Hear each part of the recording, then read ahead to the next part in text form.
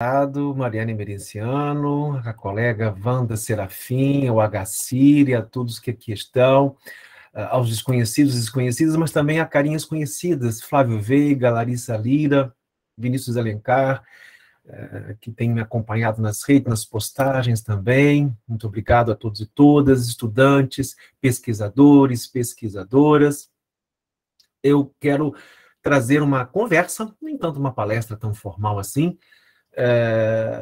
provocativa, para começar. A vocação do pesquisador é sempre a de provocar. Eu me insiro numa tradição, me vejo inserido numa tradição socrática, nesse aspecto, ou seja, a tradição de levar a questão à raiz, então, a radicalizar nesse aspecto, né? E fornecer hoje, na minha fala, algumas narrativas que vocês vão perceber divergem em alguns pontos daquilo que a gente tem lido e vivido em termos de interpretação do que seria a situação atual que vivemos, em termos de religião e política, e da sua relação com o espaço público. Ressalto que a minha fala é uma narrativa que pretende dar a vocês instrumentos para pensar, para que vocês possam pesquisar, para que vocês possam divergir, pegar e construir vocês mesmos a narrativa. Mas eu vou trazer algumas imagens, já advirto que podem causar alguns incômodos, mas que pesquisador e professor somos se não causamos incômodos intelectuais, incômodos também na alma, nesse aspecto não religioso, a alma no aspecto mais cultural, metafórico, né? Então, nesse aspecto, eu agradeço a presença de todos, e eu vou... é impossível abordar com um tema amplo desses, todos os aspectos que envolvem as religiões e aspectos que envolvem a questão do espaço público. Não dá para abordar todos os autores, todos os pensadores, todos os fenômenos históricos que estão envolvidos, sociológicos, antropológicos. Portanto, a minha trajetória de fala, de conversa com vocês, eu vou trazer pontos que, ao final da minha fala, vocês podem questionar, colocar, complementar, e a gente estender essa conversa, né? Então, eu vou agora projetar preparei especialmente para o grupo, para o HCIR, né? Então, são notas e questões, né? Eu vou começar com um livro interessante, na verdade, um crítico literário inglês, que escreveu em 1930, um livro chamado Sete Tipos de Ambiguidade. Ele diz que a ambiguidade é parte integrante da nossa linguagem, da nossa comunicação, tá? Segundo Empson, qualquer afirmação em prosa pode ser considerada ambígua. Então, já se impõe o que eu quero dizer com religião, religiões e com espaço público. Já começa a ambiguidade por aí, né? O que é religião, religiões e o que é espaço público? E aqui eu vou trazer a ideia de que o pesquisador precisa estar atento para o rigor conceitual e para não ter pressa na hora de definir as coisas. Trabalhar com definições provisórias é muito importante, porque à medida que os fenômenos vão sendo aprofundados, lidos, relidos, e à medida que você vai trabalhando a narrativa, você vai ampliando, desbastando, burilando a definição. Então, eu vou trazer definições provisórias, e eu vou percorrer uma trajetória que vai começar com alguns pontos históricos, algumas pontuações históricas, e terminar no momento presente, que eu julgo um momento de extrema gravidade, por conta dos entrocamentos, encruzilhadas históricas nas quais estamos enredados, né? Então, avançando um pouquinho, então, a gente pode dizer, então, que religião e espaço público, ou religiões e espaço público, são dois fenômenos históricos, para começar, né? Para evitar um pouco essa questão do anacronismo, que muitas vezes a gente ouve e vê por aí, né? Nas falas, nos livros, atribuindo conceitos de forma equivocada a certas situações e certos fenômenos. Então, eu vou trabalhar, então, a ideia de uma religião como um fenômeno histórico mais antigo, complexo, multidimensional, polifônico, mas com algumas tendências hegemônicas. E já vou dizer de saída que a tendência hegemônica da religião, ela passa, no mundo ocidental, pelo cristianismo, né? E as religiões contra-hegemônicas ou minoritárias, né, elas são um contraponto ao cristianismo, mas o cristianismo tem dado tom. E que tipo de cristianismo tem dado tom nessa questão aí? E a gente, não vou adiantar, porque a gente veremos ao longo da minha exposição, ou da minha conversa, essa questão. Espaço público, então, é um fenômeno mais moderno do que a religião, porque, a rigor, ele começa, historicamente, após as grandes revoluções burguesas. 1776, a Revolução Americana, e 1789, a Revolução Francesa, porque ele envolve questões do iluminismo e de Estado laico. Envolve também o pleno estabelecimento do modo de produção socioeconômico que conhecemos como o capitalismo, né? A conformação do Estado, né, nacional e a conformação do mercado, né? Esses são elementos fundamentais para compreender o que seria espaço público ou a sua origem, né? Ou seja, o espaço onde as pessoas de distintas fés, de distintas origens, etnias, podem estar juntas e podem compartilhar juntas um mínimo de instituições em comum. Esse foi um problema que a Europa viveu, vamos dizer assim, e a minha fala será um pouco mais simplificada por conta do tempo e da complexidade do assunto, porque existem N formas de puxar, historicizar, antropologizar, sociologizar, trazer para a ciência da religião. Eu vou tentar me equilibrar entre esses fenômenos. Então, vai ser uma conversa de apontamentos, de linhas, grandes linhas, né? As guerras de religião na Europa, durante o século XVII, XVIII, na verdade, XVII, né? Especificamente, eles deixaram, né, um saldo muito difícil e negativo das guerras entre protestantes e católicos, e uma ideia de que era necessário criar novos espaços por conta das questões que estavam sendo postas, né? E aí começa a divisão entre público e privado, a famosa divisão entre público e privado, porque a nova classe social emergente, a burguesia, o burgo, né? Hoje a gente tem uma outra configuração, né, de classe social, necessitava começar com todos. Se ela começasse a, por exemplo, estabelecer diferenciações religiosas, né, mas a própria força desse modo de produção impôs um tipo de configuração, ou, numa perspectiva marxista, ou uma afinidade eletiva entre um grupo de estruturas religiosas e um grupo de estruturas sociais, que é a visão de Max Weber, né? Que eu aprecio muito essa visão weberiana de afinidades, mas não podemos deixar de lado uma visão mais centrada em Karl Marx, na ideia de estrutura, né, socioeconômica e tal, né? Bem, então, avançando na eleição provisória, a longa evolução do espaço público, então, 2 séculos de Constituição, no Brasil é menos, 1 século e poucos anos, décadas, né? Não chega aí a 200 anos, né, no espaço público. Nós temos, então, o espaço público, primeiro, é garantido pela laicidade. E o que vem essa laicidade? A neutralidade do Estado, no sentido do Estado não esposar uma doutrina oficial, uma doutrina, aí não é igreja oficial, porque, por exemplo, a Inglaterra tem uma igreja oficial, e, no entanto, é um país com alto grau de tolerância, de vivência democrática, é parlamentarista, tem casos específicos, tá? Mas a ideia de laicidade é a ideia de um Estado que não professa e não coloca na sua estrutura uma crença oficial, de qualquer tipo, né? Seja cristã, não cristã, ateia ou outra, né? É um Estado plural, que admite a pluralidade, espaço público, né? É um Estado republicano, ou seja, instituições de governo, e é um espaço democrático, forma de governo de vida. Mais adiante, eu vou retomar uma diferenciação que eu acho que os cientistas sociais, pesquisadores, não têm dado devida atenção, historiadores, antropólogos, cientistas da religião na minha área, a diferença entre democracia e república. As duas coisas estão muito misturadas na fala, na análise, em geral.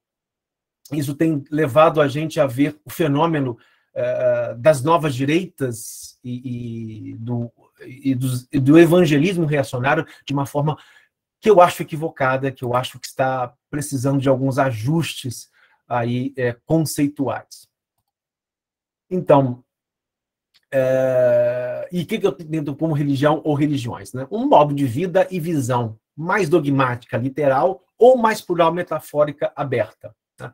Que procura estabelecer uma doutrina oral ou escrita acerca da vida aqui, do comportamento ou outro lugar supranatural. Eu estou fazendo uma divisão, então, que vai perpassar as religiões como um todo, né? Que vai perpassar tanto religiões hegemônicas quanto religiões minoritárias, pouco hegemônicas. Então, o corte meu, nessa minha conversa com vocês, eu vou opor uma religião literalizada, uma religião dogmática e uma religião mais aberta, mais metafórica, né? Os dois tipos, né, têm maior ou menor afinidade com o espaço público democrático republicano. Obviamente, por questões conceituais e questões empíricas, o tipo de religião dogmática, literal, tem muito mais embate com o espaço público democrático republicano do que o tipo de religião metafórica ampla, né? O dogmático tende a um certo fechamento nesse aspecto, né? Então, eu trago, então, aqui, como elemento de mediação, um filósofo, Jürgen Habermas, né?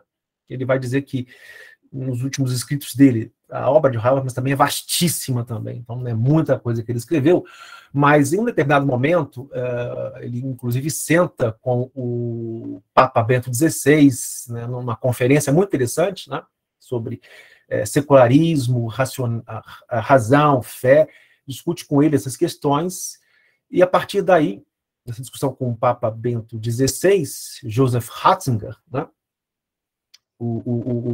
que se insere na tradição dogmática, reacionária, conservadora, né? E a gente vai depois o que significa, o que é reacionário e o que é conservador. Tem uma diferençazinha aí, mas talvez eu fale nas perguntas. Então, se vocês depois puderem me lembrar dessa diferenciação, para não perder o fio da meada aqui, né? O que Jürgen Habermas está dizendo? Ok, a religião é um ator. Ok, a religião, no Estado laico, ela tem direito de participar do espaço público. Mas aí ele levanta uma questão. Ela precisa seguir as mesmas regras republicanas democráticas. Ou seja, religião, sim, no espaço público, mas subordinada à Constituição, às estruturas republicanas democráticas. Isso é um dado muito interessante, que é um dado que não estamos vendo hoje, mas também é um dado de muita dificuldade na história do Brasil. A relação umbilical do Brasil, Estado e política com a religião, ela é muito profunda. Ela vem, por exemplo, com o padroado, que é uma instituição histórica, social, herdeira da Idade Média, é o Estado protetor da Igreja, em suas modalidades, uma modalidade ibérica, né, entre Portugal e Espanha, especificamente, tem um padroado estilo espanhol e um padroado português, né, e vai marcar profundamente o nosso modo de vida, de pensar, de nos relacionarmos nesse espaço público, né? Esses dados são muito importantes, são o que eu chamo nessa primeira parte da minha conversa com vocês, dos dados conceituais, dos dados pré-definicionais ou de definições provisórias, para começar a conversa. Estou lançando algumas balizas, algumas narrativas que eu julgo essenciais para delimitarmos o campo com o qual vamos conversar um pouco, né? Então, dito isto, eu trago para vocês uma gravura de Debré, do século XIX, do Pelourinho, né? Uma gravura que vocês já devem ter visto, tá? No topo desta coluna ficava os símbolos reais da, abre aspas, justiça, naquela época é justiça, mas hoje a gente pode... que era um conceito restritivo de justiça, né? A justiça do rei, a justiça da coroa, era um tipo de conceito histórico, né, que havia, e isso caracteriza, né, o que seria, não diria espaço público, porque o espaço público não há, a rigor, historicamente. Esse é o espaço marcado pelo poder religioso, pelo poder político impositivo, por um poder sagrado em simbiose com um poder político hierárquico. Como eu vou dizer, não é excludente exatamente a palavra adequada, mas é pré-Revolução Francesa, né? Ou seja, é a ideia de privilégio, a ideia de hierarquia natural, absoluta, que organiza a sociedade. Então, essa visão que a gente está vendo, essa imagem que a gente está vendo, marcou a nossa história, tem marcado e ainda marca nas suas heranças, nos seus sucos profundos de mentalidade, de comportamento que o tempo todo a gente está vendo explodindo por aí, né? Nos racismos, nos preconceitos sociais contra as religiões de matriz africana e por aí vai, né? Inclusive manifestados pela própria primeira-dama, né? E acompanhados pelo secto evangélico que logo deu vazão a uma sugestão de associação de matriz de religião africana às trevas, ao mal, né? Isso também tem raízes muito profundas na nossa sociedade, que é uma sociedade ancorada muito no pensamento mágico, e aí não no sentido de Lévi-Strauss, positivo, mas no sentido que eu vou dizer aí, mirando-me no iluminismo, Immanuel Kant e em outros grandes filósofos, atávico, né? Do medo, da fobia, né? Isso é muito importante. O medo do feitiço é uma coisa impressionante na história do Brasil, né? Aqui, mais uma vez, o Pelourinho de Mariana, né? Aqui em Minas Gerais, né? Aqui tem as simbologias da coroa, da justiça, etc. e tal. A justiça, aí, no sentido, são duas matrizes, né? Uma de São Francisco, a outra eu esqueci exatamente o nome, acho que Nossa Senhora do Carmo. Isso é São Francisco de Assis, Nossa Senhora do Carmo, né? Muito bem. E aí, né, o espaço público começa a nascer aqui, nesses dois grandes momentos históricos, né? Obviamente que é reduzido, obviamente que eu estou falando apenas em linhas gerais, mas, inclusive, a Revolução Francesa, a gente costuma enfatizá-la, mas uma das raízes, né, sócio-históricas é a própria Revolução Americana, porque ela antecede no tempo a Revolução Francesa. Inclusive, há uma troca entre o Marquês de Lafayette, por exemplo, o Marquês de Lafayette, envolvido aí com a coroa francesa, ajuda a independência americana, né? E é muito interessante que essas ideias liberais, que elas são muito complexas, a gente pode falar de liberalismos, no plural, que elas têm uma participação da religião, nesse aspecto, no caso da religião cristã, né? E as disputas internas entre as várias denominações cristãs, as disputas entre os dogmas e visões de mundo.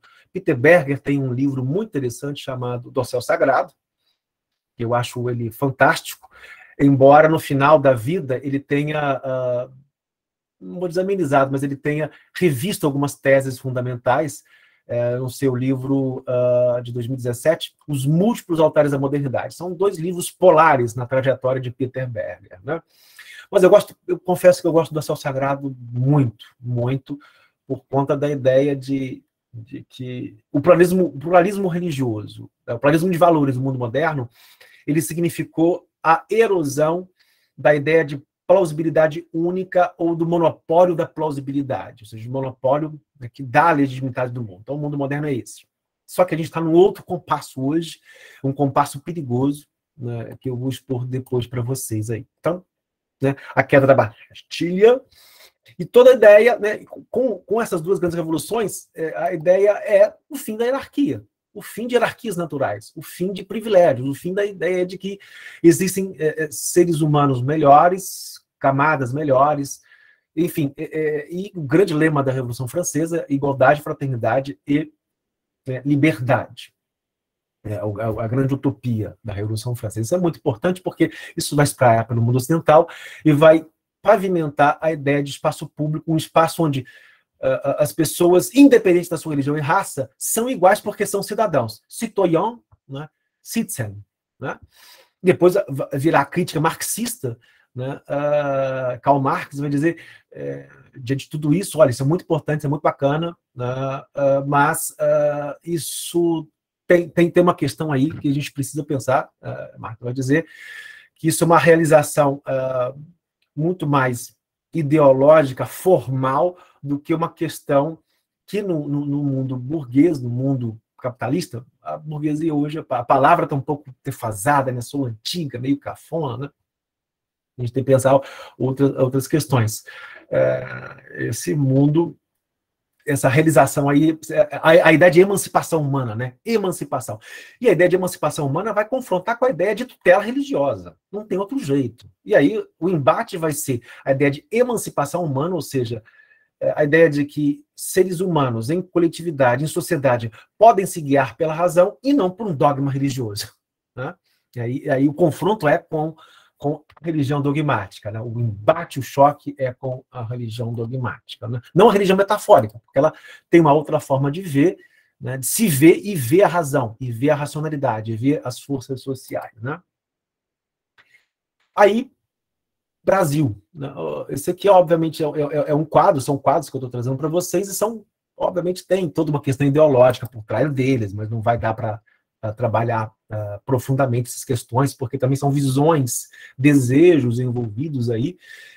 Está o famoso quadro aí da Proclamação da República no Rio de Janeiro, né? Salvo engano, acho que no Campo de Santana, né? Essa pintura, Marechal Deodoro, toda uma estilização aí, da ideia de proclamação. Aí a gente começa a ter no Brasil uma raiz do que será o espaço público moderno, né?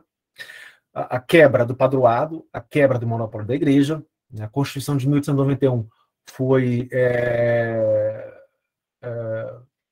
uma Constituição que trouxe ideias muito interessantes, né? Inclusive, ela tirou a ideia de ensino religioso da escola pública. Não, nada de ensino religioso da escola pública, um tema polêmico. Ela trouxe alguns ganhos muito interessantes, né? Em termos de... E ela abriu a ideia de concorrência de mercado religioso no Brasil, ou seja, quebrou o monopólio da igreja, secularizou os cemitérios, enfim, todo um conjunto de elementos que vocês já sabem, né? Eu só estou falando de linhas gerais para chegar à exposição final, à ideia final, né? Não vou antecipar, né? Mas garanto que dá para ter frio na espinha quando a gente chegar no final da exposição, né? Apesar de a gente ter, por exemplo, grandes livros sobre isso, eu vou fazer uma pequena crítica, não uma pequena crítica, uma pequena observação crítica. O José Murilo de Carvalho, né, os Misterizados, né, tudo isso aí. Apesar de toda essa historiografia muito importante para a historiografia, a sociografia, a antropologia falando sobre isso, né, a gente às vezes esquece que havia uma difusão da ideia de republicana no Brasil muito grande. Havia, né, classes médias envolvidas, não é bem classe média, né? Não é o tempo correto, mas era havia um espalhamento da ideia republicana por conta de todas essas ondas desdobradas com as grandes revoluções burguesas, né? Napoleão, não falei, né? Mas é importante, né? O Império Napoleônico, que não sei se vocês sabem, mas Napoleão, quando ia invadindo os outros países da Europa, ele ia destruindo, queimando todos os cartórios onde estavam registrados as heranças heráldicas, a heráldica, toda aquela catalogação, né? Então, acabou, essa ordem acabou. É no Código Napoleônico, por exemplo, Napoleão, filho da Revolução Francesa, que nasce a primeira ideia de casamento civil. Você tem uma ideia, né? A ideia de casamento civil nasce, é o Código Napoleônico, né? Depois tem a tentativa de restauração, e aí eu acho que a gente tem um paralelo histórico, né? Nós estamos tendo, e aí o reacionarismo, né? É a tentativa de restaurar, né?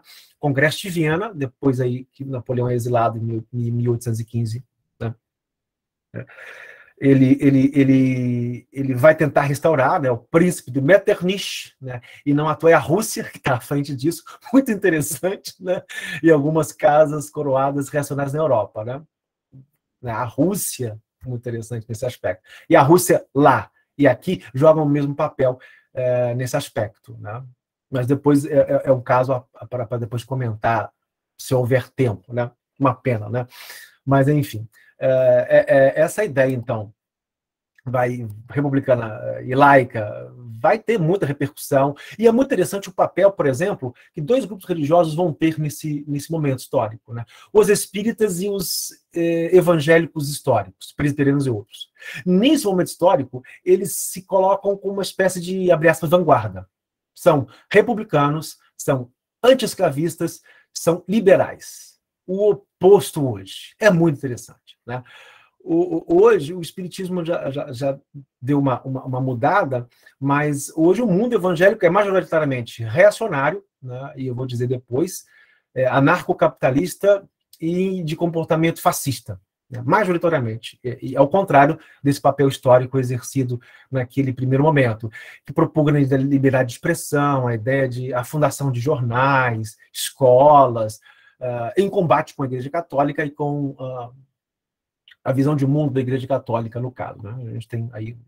Mas lógico que tem muitos fios da meada, muitos entremeios aí que eu não vou poder abordar com maior detalhe, com maior profundidade, né?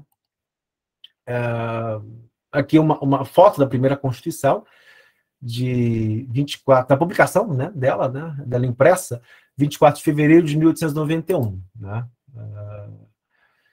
É uma Constituição que é interessante porque ela consagra o princípio da liberdade de crença, né?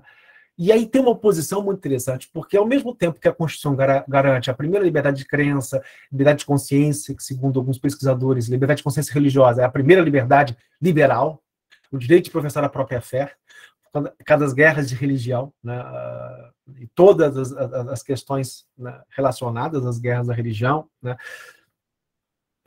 essa ideia de liberdade de crença ela vai ser, de uma certa forma, contraditada com as disputas que se travam aí para inserir o Brasil na narrativa moderna de mundo, né? E aí você tem toda uma forma de inserção do Brasil nessa narrativa de moderna de mundo, da Belle Époque e outras, que vai ser bem problemática, né? A reforma do Rio de Janeiro, a revolta da vacina, todos os elementos que vão culminar na construção de um código criminal civil que vai, por exemplo, contraditar e contrabalançar a ideia de liberdade de crença. Porque nesse Código Civil é o charlatanismo, né, e outros dispositivos jurídicos que vão penalizar justamente os cultos afro-brasileiros, né, e penalizar de uma forma que só agora, por exemplo, em alguns casos, as casas de culto afro-brasileira recuperaram os objetos presos. Recentemente, né, no Rio de Janeiro, houve aí a campanha Devolva o Meu Sagrado, né, que deu retorno de objetos capturados no começo da República, né, capturados de forma autoritária, de forma violenta, dessas casas de culto afro-brasileiras, Candomblé e Umbanda, especificamente mais Candomblé, né? Aí, tudo bem, é um momento bem não, né? É um momento de muito embate, de muita disputa, a Igreja Católica vai ser obrigada a se reconfigurar, né? É o chamado período da romanização, que intensifica a romanização, na verdade, a romanização é anterior, mas dá à Igreja, né, a capacidade histórica de reação diante da República, de reorganização. Os seminários são reorganizados, o currículo é reorganizado, há toda uma reorganização. A Igreja Católica chama para si e convoca intelectuais que vão ser uma linha de frente, né? Centro ao seu Amoroso Lima, a Carta Pastoral de Dom Sebastião em 1916. Então, toda uma reconfiguração que vai ser positiva, né, para a Igreja, porque logo a seguir, em 1930 e 31, uma foto muito interessante, né, a gente tem uma completa reconfiguração, né, da relação espaço público e religião no Brasil, né? Com a Revolução de 30, ascende ao poder aí Getúlio Vargas, que fundamentalmente nessa primeira fase ele é muito ambíguo. Ele traz elementos modernizadores, elementos aí de urbanização, mas ao mesmo tempo ele traz elementos autoritários, elementos de uma tentativa de aliança com a religião. E aí, na nossa história moderna, eu diria que esses são grandes marcos que vão mostrar como certas religiões, certas ideias religiosas e certas estruturas políticas estão em intercâmbio, usando-se uma à outra. Isso é um dado que a gente vai ver ao longo de toda a história. Eu vou mostrar algumas imagens para argumentar isso, né? Na ideia de nação católica, proximidade de Estado e Igreja, que são Dom Bento Mazella, Getúlio Vargas, então chefe do governo provisório, o poderoso cardeal conservador Dom Sebastião Leme, né, e Dom Augusto Álvaro Silva, por ocasião da solenidade de inauguração do Cristo Redentor, né?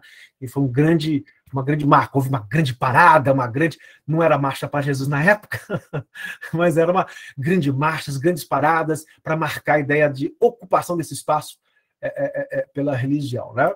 E o projeto laicista e o projeto positivista mais radical, das alas mais radicais, né, foi vencido nesse processo, né? E aí, 4 anos depois, é muito interessante, é uma outra foto interessante, né, que eu achei em alguns arquivos aí, é a Constituinte de 33 e 34.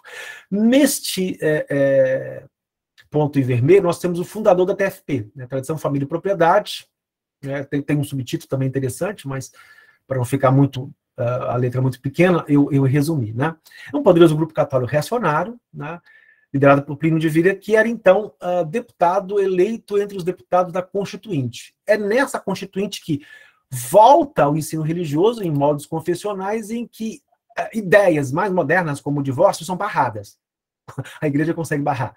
E de tal forma que a religião, né, a igreja, né, a religião, né, ou a forma institucional da religião, a igreja católica, né? Ela consegue embargar a ideia de divórcio e outras ideias, e o divórcio só vai ser aprovado em 77 na ditadura militar. É uma história toda à parte que não vai dar para aprofundar aqui, né? Muito bem. E aí, de repente, eu estou dando um pulo, né, vocês vão dar um pulo da cadeira agora, tá? Essa é uma foto aí do Edir Macedo, líder da Igreja Universal do Reino de Deus, fundada em 77, que sintetiza um momento histórico muito interessante. 92 é o ano do impeachment de Collor, né, de Mello, mas é o ano também da prisão dele. E é um ano, assim, que a gente pode... eu tenho que recuperar agora o lado do capitalismo. Nós temos na verdade, no mundo contemporâneo, especialmente no mundo do século XX, final do século XX, 3 momentos do capitalismo. O primeiro momento, né, do capitalismo, que é um capitalismo financeiro, também, né, bancarizado, de extrema desigualdade social. Temos as crises, as 2 guerras, o nazifascismo, que é uma tentativa de regular o nazismo, né? Desculpa, ao contrário. O nazismo e o fascismo é uma tentativa da própria ordem socioeconômica capitalista encontrar uma saída devido às pressões, protestos e lutas sociais advindas aí à esquerda, né? A ideia de igualdade ainda muito viva, muito presente, e ainda está presente, né? É uma ideia muito generosa, a ideia de igualdade entre os homens, igualdade entre as mulheres, igualdade entre as raças, igualdade entre as religiões. Uma poderosa ideia, né? Então, nesse momento histórico, primeira fase do capitalismo, o primeiro momento do capitalismo, a crise, né, guerras, período entre guerras, e os chamados anos dourados, em que o capitalismo tem, segundo alguns autores, pensadores, especialmente Franco Berardi e Tony Negri e alguns outros economistas, Laszlo Dalbar e outros, vão dizer que é o momento em que o capitalismo esquece um pouco a sua finalidade. O capitalismo é um conjunto de relações sociais que trabalha no sentido de conquistar a mais-valia o tempo todo. Ele está em busca da mais-valia o tempo todo, né? A partir de 70, há uma grande crise no capitalismo, e o capitalismo redireciona completamente, né, a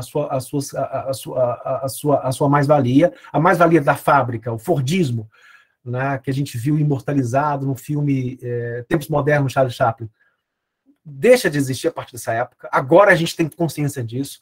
Então, o filme de Charles Chaplin hoje está historicamente datado, porque esse tipo de capitalismo não existe mais. Acabou. Né? Em 70 começa o capitalismo neoliberal, tem o golpe militar do Chile, 73, as ideias das escolas de Chicago são aplicadas, e você tem uma mutação começando, e em 77 nasce a Igreja Universal, né? Que ela vai começar a ter uma explosão mesmo quando o neoliberalismo chega para valer no Brasil. E o neoliberalismo chega para valer no Brasil enquanto ideia, reorientação, né, ideia política econômica, né, com o Collor de Mello, especificamente com o FHC, com a ideia de tripé macroeconômico. Né? Aí nós temos, então, uma fragilização das relações sociais, dos sindicatos, da SEBS, que é um outro tipo de expressão religiosa da Igreja Católica. Né? Você tem uma porção de coisas acontecendo, e a ascensão desse grupo religioso, dessa perspectiva religiosa. Em 92, ele vai ser preso, né, a teologia da prosperidade, isso mesmo, Eliseu Santos. Ele vai ser preso por conta dos negócios, e uma das acusações é baseada no antigo código republicano, o charlatanismo, que é uma coisa muito mal resolvida na história republicana do Brasil, né, e da história do espaço público, que é charlatanismo. Mas que é uma ideia que a gente tem que pensar muito, porque, por exemplo, diante de coach, eu dei essa pausa porque não encontro palavra para caracterizar esse tipo de fenômeno lá. Pablo Marçal, que levou, por exemplo, né, centenas de pessoas ao risco, né, a montanha por conta disso, né? Coach para tudo, né? E em plena sindemia de Covid-19, depois, se vocês quiserem, eu explico a questão do que é a sindemia, que é uma divergência que eu tenho com a nomenclatura. Pandemia naturaliza muito a ideia da doença. A doença é uma questão muito mais ligada a uma questão sociopolítica do que biológica, né? Durante a sindemia de Covid, por exemplo, o líder da Igreja Mundial do Poder de Deus vendia, abre aspas, feijões mágicos. Mas, enfim, voltando àquela questão do Edir Macedo. Ele é preso, mas depois é solto, e aí, vamos ver, segurem-se na cadeira, tá, gente? Como eu disse, são narrativas, ideias que eu estou lançando, né, para pipocar mesmo aí, né? 92, ok? 92, acontecem eleições, essas igrejas crescem assustadoramente, adquirem cacife político, elegem deputados, isso se torna uma moeda de troca valiosa para os governos, mas aí que está o problema, né? Especialmente os governos de esquerda, né? Com quase interlocutores se conversou com esse mundo. O grande erro, do ponto de vista aí, de uma análise crítica, está na escolha desse tipo de religião dogmática como parceira, e desprezando outras expressões religiosas que sempre foram, do ponto de vista estratégico, do ponto de vista da estrutura, o mundo caminhava para isso, para essa questão da individualização, da narcisização, a ideia de narciso, né? Narcisismo, a ideia de fragmentação, precarização trabalhista, mudanças muito profundas acontecendo no mundo todo, né? Aí, em 92, e o que a gente tem em 2007? Olha aí, em 2007, né, o então presidente Lula e o Bispo Macedo, da Poderosa Urd, na inauguração da Record News. Né? Olha que interessante essa foto, gente. É muito interessante essa relação religião e espaço público no Brasil. Ela é cheia de idas e vindas, cheia de nuances, e com uma impressionante muita utilização. A religião se utilizando da política, mas também a política se utilizando da religião. E de uma forma problemática, do ponto de vista de uma análise crítica, do ponto de vista de uma análise sociológica, né? Também histórica também, né? Aí, né, 7 anos depois, toda a República lá, na inauguração do Templo de Salomão. Toda a República. Está lá o Alckmin, está lá a presidente Dilma, está lá deputados, está todo lá. Ora, isto começa aí a balançar aquela ideia de espaço público. Eu estou dando esse exemplo, mas a gente pode pensar, de modo geral, que esse cristianismo reacionário conservador é hoje hegemônico. É hoje hegemônico. E aí está problemático. Né? O problema é justamente chamar esse tipo de parceiro para junto, que eu acho que foi um grande problema social. Né? Aqui, uma outra foto, né? Em novembro de 2018, é a visita do então candidato, Jair Bolsonaro, à poderosa comunidade Canção Nova, que é do ramo católico carismático, que enveredou por uma ideia muito forte de reacionária. E aí eu já vou dizer, professor está falando reacionário e conservador. Qual que é a diferença, né? O conservador, se a gente for uma leitura mais simples, ele deseja conservar algumas estruturas. É isso. Olha, conserve-se do jeito que está. Conserva-se do jeito que está. Então, é alguém temeroso de mudanças, é alguém que tem uma forte identidade com um certo status quo, e ele tem um pé atrás nesse aspecto. O conservador pode se tornar reacionário quando ele transforma esse desejo de conservar num desejo de restaurar. Restaurar o quê? Uma ordem que é ideal, ela nunca existiu do ponto de vista real, mas está na cabeça dele a ideia de trazer o passado e fazer do futuro um espelho do passado, um espelho do que é. Então, ele é reacionário, ele vai para o espaço público no sentido de restauração. Restauração no sentido aí, lembrando esse movimento histórico, né, de luta para reinstaurar a ideia de hierarquia, a ideia de algumas ideias. Só que no Brasil hoje a gente tem um pouquinho diferente aí. Né? Mariana, estou com quanto tempo ainda?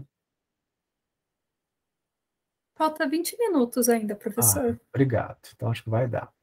E aí, chegamos em 2020, um chefe de Estado é ungido e ajoelha diante de um poder religioso. Nunca aconteceu isso. Né? Em 2020, ele vai na catedral, visita a catedral do Templo de Salomão, e aí essa imagem é muito impactante, porque era muito diferente da de Getúlio Vargas ao lado dos bispos católicos. É muito interessante. Essa imagem significa simplesmente a república ajoelhada diante do poder religioso.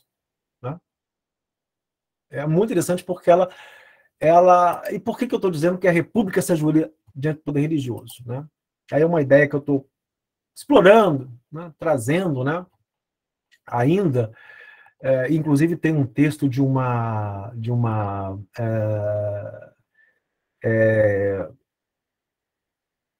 Luiz Eduardo Soares, eu acho, Luiz Eduardo Soares, antropólogo. Ele escreveu um texto inspirado num grande livro de história chamado Os Dois Corpos do Rei, de Ernest Kantorowicz. Né? Ele escreve Os Dois Corpos do Presidente. E essa ideia, né, tá aqui o livro, né, Os Dois Corpos do Rei, a ideia do poder taumatúrgico do rei e do poder secular do rei. Né? Uma ideia muito interessante do Kantorowicz. Um presidente, ele tem um corpo físico, mas também ele é o corpo da república. Isso é uma ideia antropológica muito interessante, né? Assim como o Papa, ele tem um corpo físico, quando ele é Papa, ele é o corpo da igreja institucional, né? Então, os gestos que se fazem, os rituais, todo tipo de coisa que ele faz, é o ataque à república, por exemplo. Né? Então, é a república destroçada, né? Vamos dizer assim, né? Ou submetida a esse tipo de poder religioso. Né? E aí eu caminho para o final. Acho que só tem mais 2 lâminas, né? Muito bem. Qual é o nosso estado atual? Né? Primeiro, fragilidade extrema de um espaço público laico, republicano e democrático. Especialmente no campo republicano. Porque o democrático, ele ainda impera por conta do que a gente chama de democracia representativa liberal. Aí teria uma outra diferenciação a fazer entre democracia representativa e democracia participativa. Né? E os vários tipos de democracia que existem nesse espaço. Né? Inclusive, é uma ideia muito invocada por esse segmento reacionário, é a ideia de liberdade de expressão, de liberdade individual, né? e a ideia de que eles não podem ser perseguidos por isso. Né? Bem, hoje o que a gente tem, isso sendo gestado de alguma forma, né, eu vou chamar provisoriamente, é a utopia de um Estado cristão. Né? Não é um Estado laico, né, mas se a gente pegar todos os sinais que a gente está vendo hoje, né, e cujas raízes estão lá atrás, né, a gente tem a ideia de uma utopia de um Estado cristão. Né, ou seja, um Estado, portanto, de um espaço também, e dos espaços, né, adjacentes, espaço público, sob o governo de uma forma dogmática de cristianismo, intolerante e magicista. Né? Então, isso está conjugado com um fenômeno muito interessante, né, de direitos da religião reacionária, maioria de evangélicos, grupo católicos, né, que é uma reconfiguração, né, desse comportamento. Nós temos que ver hoje os evangélicos reacionários, a direita reacionária, divididos em dois tipos de comportamento. Né? Eles têm dois tipos de comportamento, né, que eu vou chamar de comportamento moral fascista e comportamento sociopolítico anarcocapitalista. Isso dá um nó na análise. Né? Por quê? Porque a gente olha esse grupo e essas direitas, esses grupos sociais, apenas com uma ótica que não dá mais conta. A ótica de 64, por exemplo. Né? Porque, nitidamente, o candidato à reeleição tem uma retórica golpista, mas ele mudou ao longo do tempo, por exemplo. É interessante, por exemplo, que durante a sindemia de Covid, houve, por exemplo, um protesto contra o fechamento dos templos, invocando a ideia de liberdade. Então, a ideia de anarcocapitalismo. O anarcocapitalismo não é nem o estado mínimo do neoliberalismo. O anarcocapitalismo é a desmontagem do Estado e a entrega dele nos grupos dos indivíduos, na ideia de indivíduo. A ideia do indivíduo. Olha, o indivíduo, né, tem que ter arma, o indivíduo tem que ter o direito de desobedecer à lei, né, não usar máscara, etc. e tal, e tudo isso. Isto, no limite, leva à anomia social. Não leva a golpes, né? Como grande parte da imprensa e dos analistas têm dito, que eu acho um erro, essa ideia, acho um erro crasso conceitual, porque leva à ideia de anomia e vamos dizer, anarquia, né? E não a ideia de golpe. Porque eu estou pensando na democracia mais como forma de vida e de gestão de poder. E aí, nesse aspecto, gente, eu vou usar uma metáfora aqui, uma assembleia de ladrões pode ser democrática. Né, a forma de governo de vida, e não forma institucional republicana. Volto a dizer e insistir, a gente tem que trabalhar a diferenciação conceitual entre república e democracia no Brasil para entender esse impasse no qual estamos. Porque, de um lado, eles têm um comportamento moral fascista, os evangélicos questionários, né? Damares, Feliciano. Eu não vou aprofundar nos exemplos, mas já disse muitos, né? O próprio exemplo da primeira-dama postando um vídeo associando as religiões afro-brasileiras com o mal e as trevas, mas, ao mesmo tempo, do ponto de vista sociopolítico, eles são anarcocapitalistas, ou seja, entrega o poder para os indivíduos e deixa o capitalismo financeiro vingar. Né? E esse entrega o poder aos indivíduos significa o quê? Do ponto de vista institucional, acabar o espaço público moderno, laico, republicano e, ao mesmo tempo, democrático. Né? É a falência disso. Por quê? A gente sabe que essa metáfora do indivíduo ela é uma metáfora falha, porque, no fundo, você tem famílias poderosas, grupos poderosos. Quais são os grupos poderosos no Brasil hoje? Né? Igrejas caça-níqueis, igrejas como a do Edir Macedo, milícias, né? E outras formas associativas. Então, a desmontagem do Estado e essa ideia de entregar o poder para o indivíduo caminha para isso, né? Caminha para essa anomia social. Né? E eu vou dar um dado muito preocupante. O que significa isso? Do ponto de vista teológico, do ponto de vista da religião no espaço público. Né? A PL 3.723 de 2019, ela foi votada em 2021, novembro de 2021, e ela é um projeto de lei que dá porte de arma municiada e pronta para uso. Cartucho com balas. Há mais de 500 mil de colecionadores, atiradores esportivos e CACs. E esses CACs é por onde está entrando as armas que vão abastecer a milícia e o tráfico hoje. Os dados são muito, muito claros. Muito claríssimos.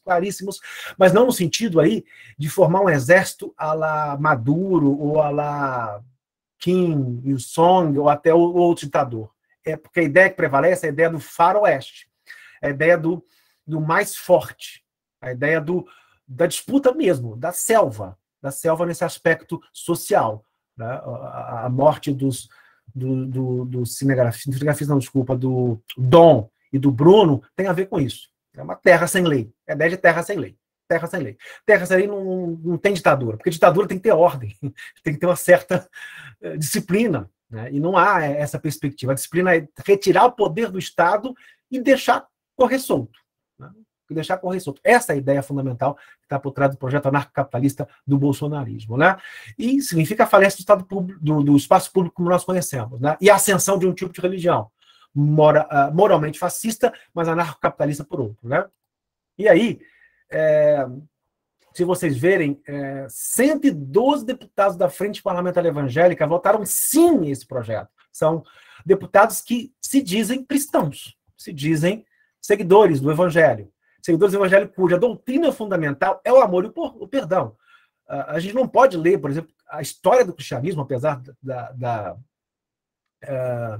das inquisições, das bruxas de Salém. A história do cristianismo, em termos de doutrina, doutrinalmente, é amor e perdão. É a parábola do bom samaritano. É o sermão da montanha, ponto. Não tem outra coisa, né? Mas hoje a gente tem uma completa revolução copernicana ao contrário, para pior, nesse aspecto, né? Estou fazendo uma metáfora. Então, os votos desse grupo foram quase metade dos votos pela aprovação do projeto. Apenas 28 votos contrários entre os membros da frente, né? Então, 112 a 28, né? Uma interessante matéria da Bárbara Perner, do Bruno Fonseca, da Mariana Correia, da Agência Pública. Pastores evangélicos usam a Bíblia para defender a posse de armas do fogo. E pasmem, há uma certa interpretação, por exemplo, que pega a passagem de Jesus entrando no templo com um chicote, e irado e derrubando as bancas de venda lá dos objetos religiosos, associado a isso, né? Esse é o tipo de situação que a gente está tendo, né? É a falência da hermenêutica, mas tem a ver com o capitalismo neoliberal financeiro, com o que o Franco Berardi chama de semiocapitalismo, que é a falência da semântica, da interpretação e a ascensão absoluta do signo. É um signo que serve para tudo. Analisa o que significa a palavra Deus, demônio, diabo, na boca desses pastores, da Michelle, de Bolsonaro. Tudo. E nesse tudo que não é a meu favor, tudo que é contra é colocado, né, nessa questão, né? E para encerrar, mesmo, uma sugestão aí de bibliografia, ela precisa ser atualizada, porque esses 3 livros aí são fundamentais, né? Primeira ideia de por onde a gente sai dessa enrascada, né? A educação pública, gente. Educação pública, o ensino religioso laico, plural, crítico é fundamental. É fundamental, né? E aí tem um livro organizado junto com o Sérgio Junqueira, chama-se O Ensino Religioso na BNCC. Teoria e Prática para o Ensino Fundamental. Ele é curto, pequeno e voltado especificamente para discutir a BNCC do ensino religioso e como trazê-la de uma forma laica, que é muito, muito, muito importante. Portanto, uma forma de espaço público, onde todos podem conversar, divergir juntos, porque democracia significa divergência, mas e não liberdade individual absoluta. Que a gente tem que tomar. Liberdade de expressão é importante, mas não existe liberdade de expressão absoluta, né? Tem as contrafaces disso, né? O segundo livro aí, O Laranja, são narrativas míticas. Eu organizei junto com o professor Edilane. Todos os livros, na verdade, reúnem um grande time de pesquisadores, antropólogos, historiadores, sociólogos, que eu tive o prazer de conver, são todos por Editora Vozes, tá? Esses narrativas míticas são histórias que as religiões contam para si. Neste aqui, narrativas míticas, temos as grandes expressões religiosas, né? Eu contribuo com um capítulo específico sobre o catolicismo, em que eu comparo o catolicismo da libertação, o carismático e o conservador reacionário e os seus principais papas, né? O que eles pegam como santos, papas e ideias, né? E os outros capítulos desse livro vão percorrer Islã, judaísmo, protestantismo. Tem um capítulo muito interessante sobre o Zé Pelintra no Nordeste, escrito aí para as religiões afro-brasileiras, Santo Daime, Religiões da Floresta. Enfim, é um livro que procura dar um pouquinho dessa noção do que seria essas questões. E para finalizar, é o último slide, né? Como estudar as religiões, metodologias e estratégias, né? Eu me debruço nesse livro junto com outros grandes colegas estudiosos, né? A quem eu admiro muito, né? Como Marcelo Camurça, né? Ele vai discutir a questão de como você, de fato, pode criar uma metodologia de análise da religião ampla, plural, porque aqui são abordados vários métodos, várias perspectivas, de forma a estudar as religiões dentro de parâmetros acadêmicos, científicos, rigorosos, né? E trabalhando com tanto metodologias teóricas, qualitativas, quanto metodologias mais empíricas, históricas, antropológicas, sociológicas. Bem, com isto eu chego ao final da minha fala, espero ter impactado bastante vocês, espero ter incomodado bastante, aí espero que as imagens tenham incomodado vocês bastante, incomodar no sentido positivo, ou seja, sair daquilo que eu penso no sentido de ver outras possibilidades de pensamento e narrativa. Muito obrigado.